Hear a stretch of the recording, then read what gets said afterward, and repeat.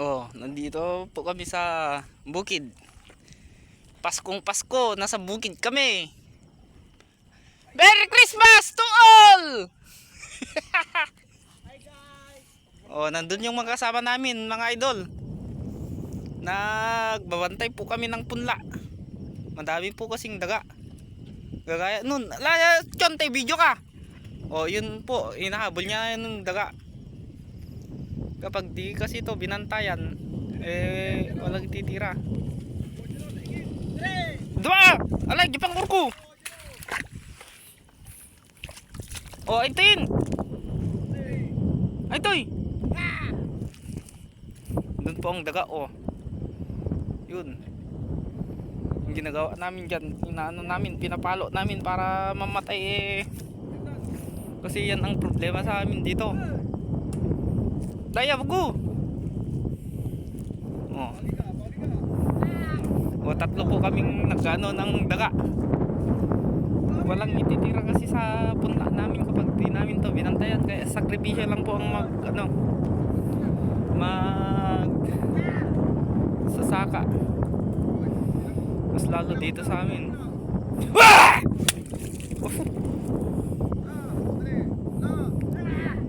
Tapukam gawinin amo dito mayabog maglakad-kanal na.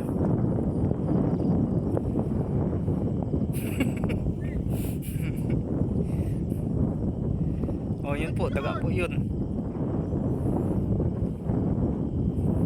Ganyan po ang pag-ano namin sa punla. 7 gabi po to bago ano. Oh, nandun yung kasama namin. Nagbabantay po kami ng punla. Nandun pa yung isa. Nandun may daga po kasi dun. Kaya ano yun namin. Mas bali dito kumayang ko dito tabudubon.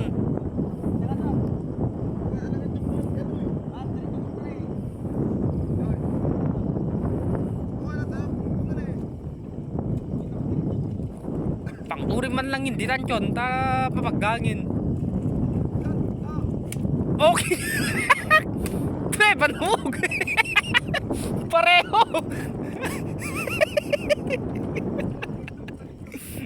Amin ala. Oh, nagitoy. Ako ito yung itong dinan. Wala. Mahina. Mahina itong mga kasama ko. Oh, yan din po ang punlaan namin. Nandun ba yung kasama natin ano niya yung makina para ma-drain yung tubig. Yan, nandun silang lahat. 3 kubo po yan. Nandito naman po yung kubo natin para pagka umulan at least may sisigawan tayo. Kaya ako naman magronda na din para hindi pasugin ng dagat tong punla. May mga net pa po to para pagka may daga may net pa rin na hindi sila basta papasok. Gaya niyan po. Oh, daga po yan. Natayo po namin yan. Kasi kapag di po namin paluin yung mga daga pabalik-balik lang sila. Kami din ang kawawa na nagbabantay. Hanggang umaga po kami dito na magbantay ng palay. Kapag umaga na, saka lang po kaming matutulog. Pero kapag nakakatulog naman po kami dito, pero saglit lang kapag wala na sila.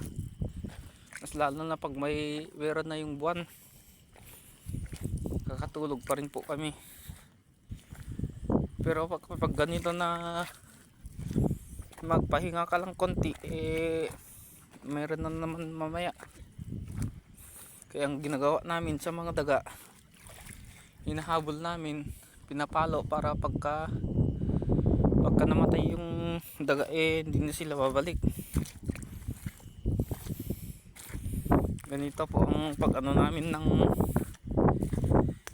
punla.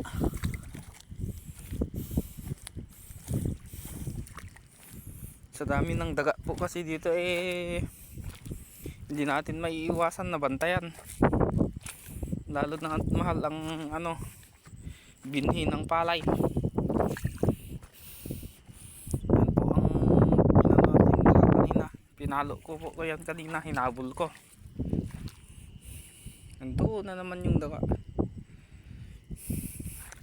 Pero dito muna tayo kasi mas importante itong punla na natin, baka kapag may nakapasok habulin na naman natin. Nandun yung mga kasama natin mga idol, naghahabol sila ng daga.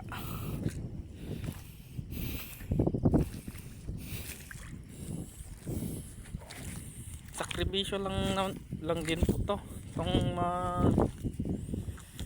magpunla at magsaka. Maganda pa nga sa mga ibang baryo, hindi sila nagana ng punla nila, hindi nila binabantayan. Pero kami dito binabantayan namin ito hanggang sa pwedeng matubigan.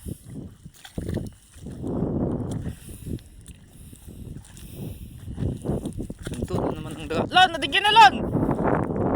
Sa matim! Natigyan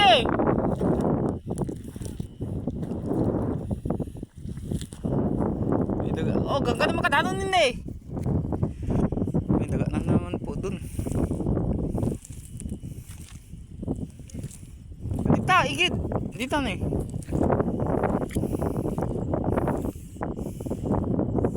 ayun mo ko di, atapay dyan, ayaw mo na anya.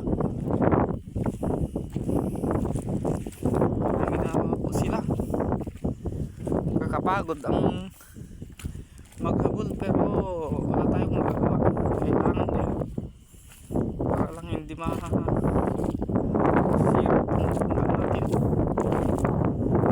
Diyan kanila doon. Oo, nasilwanin.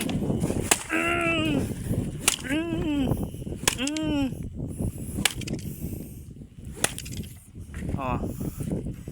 Gagayin yan. Nagsirsilkan na ito mata. Tadama tayo ipakita tayo video. Tadno mamati ti subscribers ta.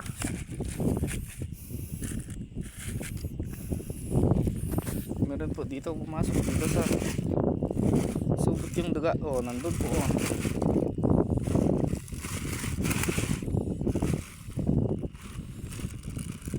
Oh, ayan po.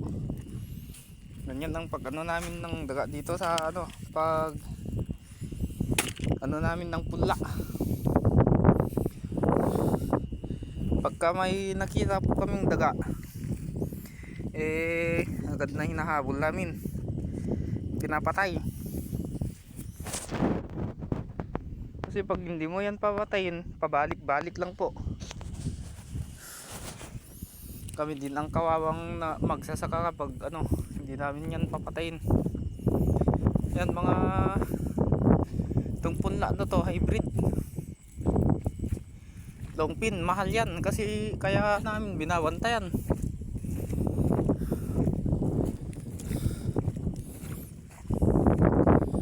Gaya po niyan, may mga net kami dito, yung fishing net, para pagka pupunta sila dyan, maano sila sa net, napalo namin.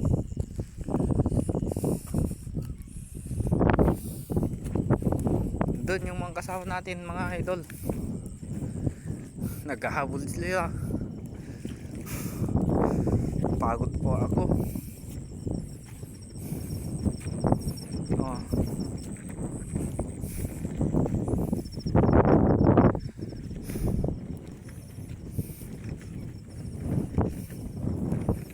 Nandun na sila.